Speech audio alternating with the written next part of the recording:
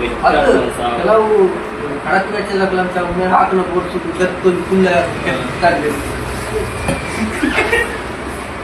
ತಲೆಗೆ ಒಂದೇ ಏಟು ಬಲವಾಗಿ ಹೊಡೆದ್ರೆ ಅವಳು ಫಿನಿಶ್.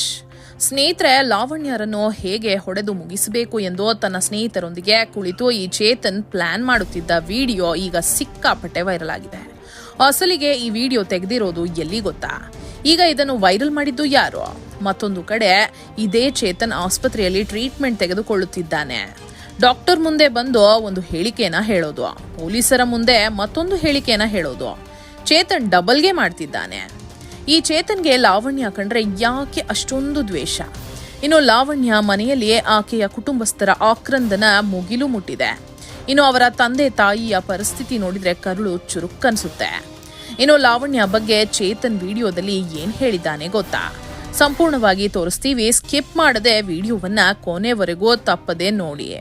ಅದಕ್ಕೂ ಮುನ್ನ ಈ ಪಾಪಿ ಚೇತನ್ನನ್ನು ನಡು ರಸ್ತೆಯಲ್ಲಿ ನಿಲ್ಲಿಸಿ ಕಠಿಣವಾದ ಶಿಕ್ಷೆ ಕೊಡಬೇಕು ಅನ್ನೋ ಹಾಗಿದ್ರೆ ಈ ವಿಡಿಯೋವನ್ನ ತಪ್ಪದೆ ಲೈಕ್ ಮಾಡಿ ಸ್ನೇಹಿತರೆ.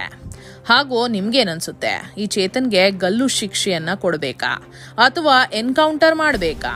ನಿಮ್ಮ ಅನಿಸಿಕೆಗಳನ್ನ ತಪ್ಪದೆ ಕಮೆಂಟ್ ಮಾಡಿ ತಿಳಿಸಿ.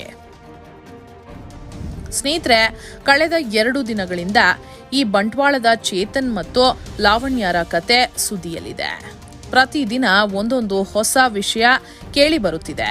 ಆದರೆ ಈಗ ಹೇಗೆ ಲಾವಣ್ಯರನ್ನು ಮುಗಿಸಬೇಕು ಅಂತ ಇದೇ ಚೇತನ್ ತನ್ನ ಸ್ನೇಹಿತರ ಬಳಿ ಪ್ಲಾನ್ ಮಾಡುತ್ತಿರುವ ವಿಡಿಯೋ ಒಂದು ಸಿಕ್ಕಾಪಟ್ಟೆ ವೈರಲ್ ಆಗಿದೆ.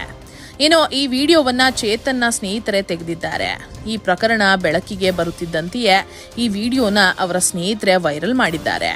ಈ ವಿಡಿಯೋದಲ್ಲಿ ಚೇತನ್ ಹೇಳ್ತಾನೆ, ಕತ್ ಮೇಲೆ ಒಂದೇ ಒಂದು ಏಟು ಮಚ್ಚಿನಲ್ಲಿ ಹೊಡೆದ್ರೆ ಅವಳು ಫಿನಿಶ್ ಆಗ್ತಾಳೆ ಅಂತ ಈ ಚೇತನ್ ಹೇಳ್ತಾನೆ. ಆಗ ಕೂಡಲೇ ಅವನ ಸ್ನೇಹಿತ ಅದನ್ನು ಚೇತನ್ ಮೇಲೆ ಅನುಕರಣೆ ಮಾಡ್ತಾನೆ. ಇದನ್ನು ನೋಡಿ ಅಲ್ಲಿ ಕುಳಿತಿದ್ದ ಅವನ ಸ್ನೇಹಿತರು ನಗುತ್ತಾರೆ. ಇನ್ನು ಈ ವಿಡಿಯೋವನ್ನು ಚೇತನ್ ಅವರ ಪಾಲಿಟೆಕ್ನಿಕ್ ಕಾಲೇಜ್ನಲ್ಲಿ ತೆಗೆದಿರುವುದು ಎಂದು ಮಾಹಿತಿ ತಿಳಿದು ಬಂದಿದೆ. ಸ್ನೇಹಿತರೆ, ಈ ಚೇತನ್ ಇತ್ತೀಚೆಗಷ್ಟೇ ಪಾಲಿಟೆಕ್ನಿಕ್ ಅಂತಂದ್ರೆ ಡಿಪ್ಲೊಮೊ ಮುಗಿಸಿದ್ದಾನೆ. ಮನೆಯಲ್ಲಿ ಕೆಲಸಕ್ಕೆ ಬೆಂಗಳೂರಿಗೆ ಹೋಗ್ತೀನಿ ಅಂತ ಹೇಳಿ 3 ದಿನ ಸ್ನೇಹಿತನ ರೂಮ್ನಲ್ಲಿ ಇದ್ದುಕೊಂಡು ಈ ಪ್ಲಾನ್ ಮಾಡಿದ್ದಾನೆ. ಇದರಿಂದ ತಿಳಿಯುತ್ತೆ ಇವನು ಕಾಲೇಜ್ನಲ್ಲಿ ಇದ್ದಾಗಲೇ ಲಾವಣ್ಯ ಕತೆ ಮುಗಿಸಬೇಕು ಎಂದು ಪ್ಲಾನ್ ಮಾಡಿದ್ದ ಅಂತ. ಇವರ ಸ್ನೇಹಿತರು ಈ ಹಿಂದೆನೆ ಈ ವಿಡಿಯೋ ಬಿಟ್ಟಿದ್ರೆ ಲಾವಣ್ಯ ಪ್ರಾಣ ಉಳಿತಿತ್ತು. ಇನ್ನು ಅವರ ಸ್ನೇಹಿತರೆ ಈ ಪ್ರಕರಣ ವೈರಲ್ ಆಗುತ್ತಿದ್ದಂತೆಯೇ ಈ ವಿಡಿಯೋವನ್ನ ಹರಿದು ಬಿಟ್ಟಿದ್ದಾರೆ.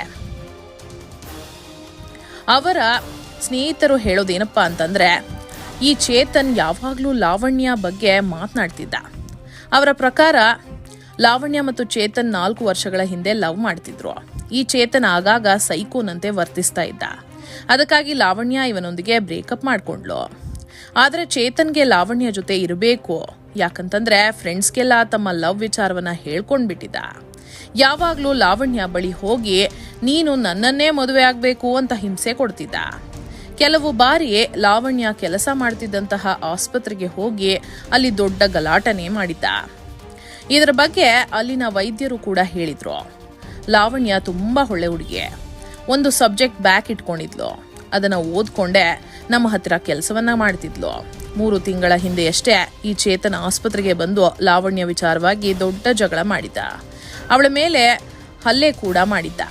ನಾವು ಪೊಲೀಸರನ್ನು ಕರೆದ ಕೂಡಲೇ ಇಲ್ಲಿಂದ ಎಸ್ಕೇಪ್ ಆಗ್ಬಿಟ್ಟ. ಒಂದ್ ವೇಳೆ ಪೊಲೀಸರು ಅವತ್ತೇ ಅವನ ಮೇಲೆ ಕ್ರಮ ಕೈಗೊಂಡಿದ್ರೆ ಲಾವಣ್ಯ ಇಂದು ನಮ್ಮ ಮಧ್ಯೆ ಇರುತ್ತಿದ್ದಳು ಎಂದು ಲಾವಣ್ಯ ಕೆಲಸ ಮಾಡುತ್ತಿದ್ದಂತಹ ಆಸ್ಪತ್ರೆಯ ಡಾಕ್ಟರ್ಗಳು ತಿಳಿಸಿದ್ದಾರೆ. ಇನ್ನು ಚೇತನ್ ಸ್ನೇಹಿತರು ಹೇಳೋದು ಏನಂತಂದ್ರೆ, ಲಾವಣ್ಯಗೋಸ್ಕರ ಚೇತನ್ ಯಾವಾಗಲೂ ಹುಚ್ಚನಂತೆ ಆಡ್ತಿದ್ದ. ನಾವು ಅವನಿಗೆ ಅನೇಕ ಬಾರಿ ಹೇಳಿದ್ವಿ ಲಾವಣ್ಯನ ಬಿಟ್ಟುಬಿಡು ಅಂತ. ಆದ್ರೆ ಅವನು ಇಲ್ಲ, ಅವಳು ಮದುವೆ ಆದ್ರೆ ನನ್ನನ್ನೇ ಮದುವೆ ಆಗ್ಬೇಕು, ಇಲ್ಲವಾದ್ರೆ ಅವಳ ಕತೆ ಮುಗಿಸಿ ಬಿಡ್ತೀನಿ ಎಂದು ಯಾವಾಗ್ಲೂ ಹೇಳ್ತಿದ್ದ. ನಾವು ಈ ಚೇತನ್ ತಮಾಷೆ ಮಾಡ್ತಿದ್ದಾನೆ ಅಂತ ಅಂದ್ಕೊಂಡಿದ್ವಿ. ಆದ್ರೆ ನಿಜವಾಗಿಯೋ ಇಂತಹ ನೀಚ ಕೃತ್ಯ ಮಾಡ್ತಾನೆ ಅಂತ ನಮಗೆ ಗೊತ್ತಿರಲಿಲ್ಲ ಎಂದು ಚೇತನ್ ಸ್ನೇಹಿತ ಈ ವಿಡಿಯೋ ಬಿಡುಗಡೆ ಮಾಡಿ ಮಾಧ್ಯಮಕ್ಕೆ ತಿಳಿಸಿದ್ದಾನೆ. ಸ್ನೇಹಿತರೆ, ಈ ಚೇತನ್ ಸಾಮಾನ್ಯದವನಲ್ಲ. 3 ದಿನ ಸ್ನೇಹಿತನ ರೂಮ್ನಲ್ಲಿ ಇದ್ದುಕೊಂಡು ಪ್ರತಿದಿನ ಲಾವಣ್ಯನ ಫಾಲೋ ಮಾಡಿದ್ದಾನೆ. ಎಷ್ಟೊತ್ತಿಗೆ ಲಾವಣ್ಯ ಕೆಲಸ ಮುಗಿಯುತ್ತೆ, ಬಸ್ ಸ್ಟಾಪ್ಗೆ ಯಾವಾಗ ಬರ್ತಾಳೆ ಅಂತ ಸತತ 3 ದಿನಗಳು ಅವಳ ಹಿಂದೆ ಬಿದ್ದು ವಿವರಗಳನ್ನ ಪಡೆದುಕೊಂಡಿದ್ದಾನೆ. ಆನಂತರ ತನ್ನ ಸ್ನೇಹಿತನ ಕಾರನ್ನ ಪಡೆದು BC ರೋಡ್ ಬಸ್ ಸ್ಟಾಪ್ ಬಳಿ ಕಾಯುತ್ತಾ ಕುಳಿತಿದ್ದಾನೆ. ಯಾವಾಗ ಲಾವಣ್ಯ ಅಲ್ಲಿಗೆ ಬಂದಳೋ ಅವಳ ಜೊತೆಗೇನೆ ಬಸ್ ಹತ್ತಿದ್ದಾನೆ ಮತ್ತು ಲಾವಣ್ಯ ಹತ್ತಿರ ನನ್ನ ಜೊತೆ ಬಾ, 5 ನಿಮಿಷ ಮಾತನಾಡಬೇಕು ಎಂದು ಕೇಳ್ಕೊಂಡಿದ್ದಾನೆ. ಆದರೆ ಲಾವಣ್ಯಗೆ ಇವನ ಜೊತೆ ಹೋಗೋಕೆ ಇಷ್ಟವಿರಲಿಲ್ಲ. ಕೂಡಲೇ ಅಕ್ಕನ ಗಂಡ ಅಂತಂದ್ರೆ ಭಾವನಿಗೆ ಕರೆ ಮಾಡಿದ್ದಾಳೆ. ನನ್ನ ಪಕ್ಕ ಯಾವುದೋ ಒಬ್ಬ ಹುಡುಗ ಕೂತಿದ್ದಾನೆ, ನನಗೆ ಹಿಂಸೆ ಕೊಡ್ತಿದ್ದಾನೆ ಎಂದು ತಿಳಿಸಿದ್ದಾಳೆ. ಆಗ ಚೇತನ್ಗೆ ಭಯವಾಗಿದೆ. ಏನು ಮಾಡಬೇಕೋ ತಿಳಿಯದೆ ತನ್ನ ಹತ್ತಿರವಿದ್ದಂತಹ ತಲವಾರನ್ನ ಹೊರತೆಗೆದಿದ್ದಾನೆ. ಇದನ್ನು ನೋಡಿ ಲಾವಣ್ಯ ಗಾಬರಿಯಿಂದ ಬಸ್ ಇಳಿದು ಓಡಿದ್ದಾಳೆ. ಈ ಚೇತನ್ ಕೂಡ ಅವಳ ಹಿಂದೆ ಅಟ್ಟಿಸಿಕೊಂಡು ಓಡಿದ್ದಾನೆ.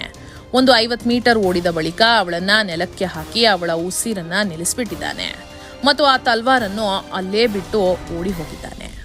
ಇದನ್ನು ಅಲ್ಲೇ ಇದ್ದಂತಹ ಪ್ರತ್ಯಕ್ಷದರ್ಶಿಗಳು ತಮ್ಮ ಫೋನ್ ಮೂಲಕ ರೆಕಾರ್ಡ್ ಮಾಡಿದ್ದಾರೆ. ಬೇಜಾರಿನ ಸಂಗತಿ ಏನಂತಂದ್ರೆ ಅಲ್ಲಿ ಬಸ್ ಸ್ಟಾಪ್ನಲ್ಲಿ 100 ಜನ ಇದ್ರೂ ಕೂಡ ಒಬ್ಬರು ಕೂಡ ಲಾವಣ್ಯನ ಸಹಾಯಕ್ಕೆ ಅಥವಾ ಆ ಚೇತನನ್ನ ನಿಲ್ಲಿಸೋಕೆ ಮುಂದೆ ಬಂದಿಲ್ಲ. ಪಾಪ ಲಾವಣ್ಯ ಕಾಪಾಡಿ ಎಂದು ಜೋರಾಗಿ ಸಹಾಯಕ್ಕಾಗಿ ಬೇಡಿದ್ಲು. ಆದರೆ ಒಬ್ಬರು ಕೂಡ ಮುಂದೆ ಬರಲಿಲ್ಲ. ಇನ್ನು ಅಲ್ಲಿಂದ ಚೇತನ್ ಕಾರ್ನಲ್ಲಿ ಎಸ್ಕೇಪ್ ಆಗ್ತಾನೆ ಮತ್ತು ಪಚ್ಚನಾಡಿಯ ಒಂದು ಅಂಗಡಿ ಮುಂದೆ ಹೋಗಿ ಕುಳಿತು ಒಂದು ಸಿಗರೇಟ್ ಸೇರ್ತಾ ಇರ್ತಾನೆ. ಇಷ್ಟೊತ್ತಿಗಾಗಲೇ ಚೇತನ್ ತನ್ನ ಬಟ್ಟೆ ಬದಲಾಯಿಸಿಕೊಂಡಿದ್ದ. ಅವನ ಪ್ಲಾನ್ ಇದ್ದಿದ್ದು ಟ್ರೈನ್ ಮೂಲಕ ಕೇರಳಗೆ ಓಡಿ ಹೋಗಬೇಕು ಎಂದು. ಆದರೆ ಪೊಲೀಸರು ಅವನನ್ನ ಬಂಧಿಸ್ಬಿಡ್ತಾರೆ. ಇನ್ನೇನು ಪೊಲೀಸರು ಅವನನ್ನ ಹಿಡಿಬೇಕು ಅನ್ನುವಾಗ್ಲೂ ಕೂಡ ಈ ಚೇತನ್ ಇಲಿ ಪಾಷಾಣ ಕುಡಿಯುವಂತೆ ನಾಟಕವಾಡಿದ್ದಾನೆ. ಆಸ್ಪತ್ರೆಗೆ ಕರೆತಂದಾಗ ವೈದ್ಯರು ಹೇಳಿದ್ದಾರೆ ಇವನು ಜಾಸ್ತಿ ಕುಡಿದಿಲ್ಲ, ಇವನಿಗೆ ಏನೂ ಆಗಿಲ್ಲ ಅಂತ. ಇನ್ನು ಪೊಲೀಸರು ಆಸ್ಪತ್ರೆಯಲ್ಲಿ ಈ ಚೇತನ್ನನ್ನು ಕೇಳಿದ್ದಾರೆ, ಯಾಕೆ ಈ ರೀತಿ ಮಾಡಿದೀಯಾ ಅಂತ. ಅದಕ್ಕೆ ಈ ಚೇತನ್ ಹೇಳೋದು, ನಾವಿಬ್ರು 4 ವರ್ಷದಿಂದ ಪ್ರೀತಿಸ್ತಿದ್ವಿ, ಆದರೆ ಇವಾಗ ಅವಳು ನನಗೆ ಮೋಸ ಮಾಡಿಬಿಟ್ಲು. ಅವರ ಮನೆಯಲ್ಲಿ ಅವಳಿಗೆ ಮದುವೆ ಮಾಡಲು ಗಂಡು ಹುಡುಕ್ತಾ ಇದ್ದಾರೆ. ಅವಳು ಕೂಡ ಮದುವೆ ಆಗೋಕೆ ರೆಡಿ ಆಗಿದ್ದಾಳೆ. ಮತ್ತೆ ನನ್ನ ಪರಿಸ್ಥಿತಿ, ಇಷ್ಟು ವರ್ಷದ ಪ್ರೀತಿಗೆ ಬೆಲೆ ಇಲ್ವಾ, ಅದಕ್ಕೆ ಅವಳನ್ನ ಮುಗಿಸ್ಬಿಟ್ಟೆ ಎಂದು ಈ ಸೈಕೋ ಚೇತನ್ ಹೇಳಿದ್ದಾನೆ. ಇನ್ನು ಲಾವಣ್ಯರ ಅಂತ್ಯ ಸಂಸ್ಕಾರಗಳನ್ನ ನೆರವೇರಿಸಿದ್ದಾರೆ. ಅವಳ ತಂದೆ ತಾಯಿ ಸಿಕ್ಕಾಪಟ್ಟೆ ಕಣ್ಣೀರು ಸುರಿಸಿದ್ದಾರೆ. ಇನ್ನು ಅವರ ತಾಯಿ ಕೇಳಿಕೊಳ್ಳುತ್ತಿರುವುದೋ ಒಂದೇ, ಆ ಚೇತನ್ನನ್ನು ನಡು ರಸ್ತೆಯಲ್ಲಿ ತುಂಡು ತುಂಡಾಗಿ ಕತ್ತರಿಸಿ, ಇಲ್ಲವಾದರೆ ಇಂತಹ 100 ಚೇತನ್ಗಳು ಬೇರೆ ಹೆಣ್ಣು ಮಕ್ಕಳಿಗೆ ತೊಂದರೆ ಕೊಡ್ತಾರೆ. ನಮ್ಮ ಕಾನೂನು ವ್ಯವಸ್ಥೆಯಲ್ಲಿ ಜನರಿಗೆ ಭಯವಿಲ್ಲ. ಇಂತಹ ನೀಚ ಕೆಲಸ ಮಾಡಿದರೆ ನಮಗೆ ಕಠಿಣ ಶಿಕ್ಷೆ ಆಗುತ್ತೆ ಅಂತ ಭಯ ಇರಬೇಕು. ಅಂತಹ ಶಿಕ್ಷೆಯನ್ನ ಈ ಚೇತನ್ಗೆ ಕೊಡಿ ಎಂದು ಲಾವಣ್ಯರ ತಂದೆ ಕಣ್ಣೀರು ಹಾಕುತ್ತಾ ಮಾಧ್ಯಮಗಳೊಂದಿಗೆ ತಿಳಿಸಿದ್ದಾರೆ. ಮತ್ತೊಂದೆಡೆ ಚೇತನ್ರ ತಂದೆ ಕೂಡ ಇದರ ಬಗ್ಗೆ ಮಾತನಾಡಿದ್ದಾರೆ. ನನ್ನ ಮಗ ತಪ್ಪು ಮಾಡಿದ್ದಾನೆ, ಅವನಿಗೆ ಕಾನೂನು ಯಾವ ಶಿಕ್ಷೆ ಕೊಡುತ್ತೋ ಅದನ್ನು ನಾವು ಒಪ್ಕೊಳ್ತೇವೆ. ನಮಗೂ ಒಬ್ಬಳು ಮಗಳಿದ್ದು ಅವಳಿಗೆ ಇಂತಹ ಪರಿಸ್ಥಿತಿ ಬಂದಿದ್ರೆ ನಾವು ಸುಮ್ಮನೆ ಇರ್ತಿದ್ವಾ ಎಂದು ಖುದ್ದು ಚೇತನ್ ತಂದೆಯವರು ಮಾಧ್ಯಮಗಳೊಂದಿಗೆ ಮಾತನಾಡಿದ್ದಾರೆ. ಸ್ನೇಹಿತರೆ, ಈ ಚೇತನ್ ಲಾವಣ್ಯ ಪ್ರಕರಣ ಇದೇನು ಹೊಸದಲ್ಲ. ಈ ಹಿಂದೆ ಕೂಡ ಇಂತಹ ಅನೇಕ ಘಟನೆಗಳು ನಡೆದಿವೆ. ಆದರೆ ಇಂತಹ ತಪ್ಪು ಮಾಡಿದ್ರೆ ನಮಗೆ ಶಿಕ್ಷೆ ಆಗುತ್ತೆ ಅಂತ ಇವರಿಗೆ ಭಯ ಇಲ್ಲ. ಇವರು ಮಾಡುವ ಈ ನೀಚ ಕೆಲಸದಿಂದ ಲಾವಣ್ಯರ ತಂದೆ ತಾಯಿಯೋ ಹಾಗೂ ಚೇತನ್ ತಂದೆ ತಾಯಿಯೋ ಸಾಯುವವರೆಗೂ ಕೂಡ ಈ ನೋವನ್ನು ಅನುಭವಿಸಬೇಕಾಗುತ್ತದೆ. ಅದರ ಪರಿಜ್ಞಾನವೇ ಇಲ್ಲದೆ ಇಂತಹ ಕೃತ್ಯಗಳನ್ನು ಮಾಡಿಬಿಡ್ತಾರೆ. ಅದಕ್ಕೆ ನಮ್ಮ ಸ್ಕೂಲು ಮತ್ತು ಕಾಲೇಜುಗಳಲ್ಲಿ ಕಾನೂನಿನ ಬಗ್ಗೆ ಪಾಠ ಇಡಬೇಕು ಮತ್ತು ಇಂತಹ ಕೃತ್ಯಗಳಿಂದ ಆಗುವ ಅಡ್ಡ ಪರಿಣಾಮಗಳ ಬಗ್ಗೆ ತಿಳಿಸಬೇಕು ಮತ್ತು ಜಾಗೃತಿ ಮೂಡಿಸಬೇಕು ಎಂಬುದು ನಮ್ಮ ಕಳಕಳಿ. ನಿಮ್ಗೇನನ್ಸುತ್ತೆ ಸ್ನೇಹಿತರೆ? ಚೇತನ್ಗೆ ಯಾವ ಶಿಕ್ಷೆ ಕೊಡಬೇಕು ಅಂತ ನಿಮ್ಮ ಅನಿಸಿಕೆ ಅಭಿಪ್ರಾಯವನ್ನ ಕಮೆಂಟ್ ಮಾಡಿ ತಿಳಿಸಿ. ಹಾಗೆ ಈ ವಿಡಿಯೋವನ್ನ ತಪ್ಪದೇ ಎಲ್ಲರಿಗೂ ಶೇರ್ ಮಾಡಿ. ಧನ್ಯವಾದಗಳು.